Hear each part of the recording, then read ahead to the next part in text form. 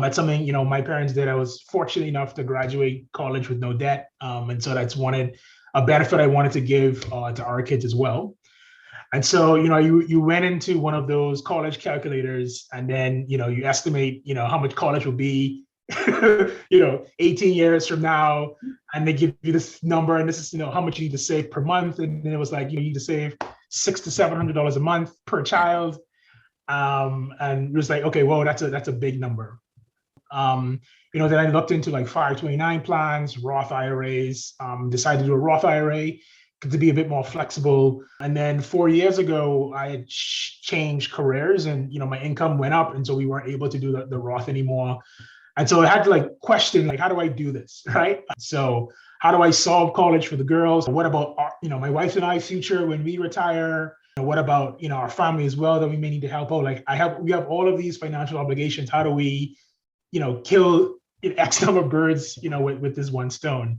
And so then I came across, just real estate, and it was really a play for college. And so my rationale was, I just need one.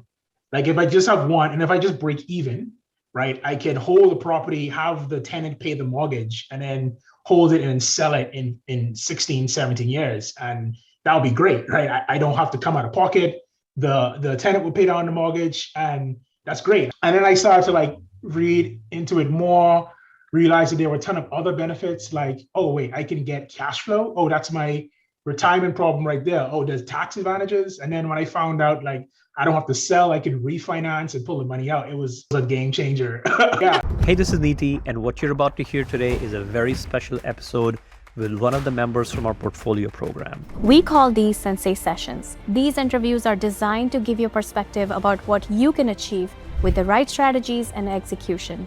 I hope you enjoy this episode, and for free resources, check out our show notes section to see how you can build and scale your portfolio. Hello, everybody. Welcome. If you're working to get your first BRRRR deal under contract, you're going to be glad you're here for today's Sensei Session. I'm your host, Cheryl Tan, and we are joined today by Amanda and Brandon Adderley. They're going to share what they used, the tools and the people to help them to get their first property under contract. Brandon and Amanda, thank you so much for joining us today. Thank you for having us. Yeah. So let's get started and go straight to the deal.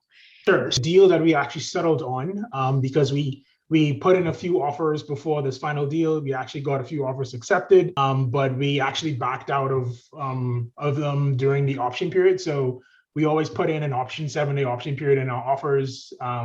Gives us time to go in and see the details and then pull out if something's too scary. And so that happened a few times, and then we finally pulled the trigger on one of them, which we're in the middle of rehab now, nearing the tail end, trying to get it done quickly to get a renter in. So, all right, let me start by asking first, where do you live and where are you investing? And so I'm going to go to Amanda for that. Yeah, so we are in the Austin, Texas area. The north side of it, there's a little town called Pflugerville. So we actually have this property in a city called Killeen, Texas. It's about an hour away from where we live. And there's an Army base there. So it's good, consistent folks that are in the market there, long-term families. So we wanted to be able to provide something that would feel good to our hearts as well and be able to provide something for them. Nice. And what do the two of you do for work outside of real estate? Yeah, so I'm an interior designer. So Brandon he has a very different brain than I do. I'm the creative side of things and he's the number side. Yeah, I'm a data scientist. So I work in tech. Yeah. Okay, that's wonderful. How did you decide on real estate itself as a way to grow a portfolio or to grow wealth? So a lot of things came together at once. And so one of those is we have 2 daughters now. When our oldest was 6, our oldest is 6 now. When she was younger, I was very big on providing college education for her. That's something, my parents did. I was fortunate enough to graduate college with no debt. And so that's a benefit I wanted to give to our kids as well. And so, you went into one of those college calculators and then, you estimate, how much college will be, you know, 18 years from now, and they give you this number, and this is, you know, how much you need to save per month. And then it was like, you need to save $600 to $700 a month per child. And it was like, okay, well, that's a big number. You know, then I looked into like 529 plans, Roth IRAs, decided to do a Roth IRA to be a bit more flexible. And then 4 years ago, I had changed careers, and, you know, my income went up. And so we weren't able to do the Roth anymore. And so I had to like question, like, how do I do this, right? So how do I solve college for the girls? What about our, you know, my wife and I's future when we retire? And what about, you know, our family as well that we may need to help out? Like we have all of these financial obligations. How do we, you know, kill X number of birds, you know, with this one stone? And so then I came across, you know, just real estate, and it was really a play for college. And so my rationale was, I just need one. Like if I just have one, and if I just break even, right, I can hold the property, have the tenant pay the mortgage, and then hold it and sell it in 16, 17 years. And that'll be great, right? I don't have to come out of pocket. The tenant will pay down the mortgage, and that's great. And then I started to like read into it more, realized that there were a ton of other benefits, like, oh, wait, I can get cash flow. Oh, that's my retirement problem right there. Oh, there's tax advantages. And then when I found out, like, I don't have to sell, I can refinance and pull the money out, it was a game changer. Yeah, so it's like, checked all these boxes, and it's a life-changing thing. So that's how we got into it. And also, like, my wife got in, she switched careers as well into interior design. And so, like I said, it was a bunch of things that we can work on together, grow this business together as a team, which is also an attractive thing as well. So yeah, all of those things came together into real estate. Oh, I love it. So you were mentioning that Killeen is where you decided to invest about an hour or so from where you live in Austin. How did you isolate the particular neighborhood where your eventual property was? So several things. So the type of person I am, I don't like to go where the crowd is going. I like to go figure out like an own niche, and then, you know, like diamonds in the rough. Like I love finding diamonds in the rough, and, you know, that's why I'm a data scientist. Like I love finding insight in the data that people miss. And so I look at basically census block codes. So the smallest resolution of census data that you can get, right, is a census block. And they have like what the average income is, what the average median, you know, home price is, what it was 10 years ago, what's the growth. And so that's how I pinpointed areas around, is to like look at where the growth was, look at where the income is rising, to meet the needs. And so that, you know, helped us figure out which neighborhoods we wanted to go into. So it was a combination of that, you know, those sorts of things, crime, those other statistics as well. And then we wanted something relatively close, that's not too close that we will, you know, be over every day, but also close enough that if something goes on, we could, you know, jump up there, you know, pretty quickly, especially this being our first deal. Yeah, no, that makes a lot of sense. In all, how many properties did you look at? And when you were trying to find, like, you found the neighborhood, you went through the data and you found the neighborhood, how often did you actually go to that city, about an hour away from your house, to like take a look at these places? And so we did actually take, I think it was 2 weekends, and we drove up to 2 neighboring cities, Killeen, and then another city that was right near there, just to kind of take a look around and see, okay, this is what the census block data is saying for this one. This is what it's saying for this one. What does that actually look like? It was important to be able to do that for our first one. Yeah, like, yeah, I was trying to like do, you know, 5 to 10 homes, like do like the numbers, the work, look through the pictures, you know, give a guesstimate of the budget. And so like we ran through a lot of them. We made offers on, I think I want to say 4 of them. So yeah, we, you know, like she said, we drove around, looked around the census block for the neighborhoods to get a feel of it, talk to people. And then, you know, we were able to find a really good realtor. You know, he would go check out homes as well. Send us video. That was really helpful as well. So how did you find the people that you've come to trust, and what kind of conversation did you have with them to build that relationship? Yeah, so the main one is our realtor. And so I found him through a game of phone tag. So we have a realtor friend in Austin. She referred me to someone else who she thought was in that area. He's not in that area, so he referred me to this like current one, and he was very responsive. Other realtors that I've talked to hasn't been. Yeah. It's almost like I felt like I was doing them a favor. Yeah. like You're like, wait a minute. yeah, chasing after them. And so he was like extremely responsive, knowledgeable. Like we would come out to tour properties together. And so we built that relationship. We just closed on this in January. Okay. So we and the reason why we stuck with this home for so long was that we got it for 79,000. It is a 2,000 square foot home, well, almost 2,100 square feet for 79,000 that we got. Wow. That's huge. Yeah, it was huge for that amount. And so The 3-3. Yeah, it was a 3-3 with 3 full baths. And then it was one massive master bedroom that we actually cut in half. So now it's a 4-3, with full baths. And then it's a full reno. So, we're dealing with, that whole process, and why we were nodding ahead, because like we ended up with a GC team that was a bit small. That's like adding to the length of it. But anyway, so the price was 79,000. We were budgeting around 70K for the reno. It's now running, with the cost of goods gone way up, around 80K.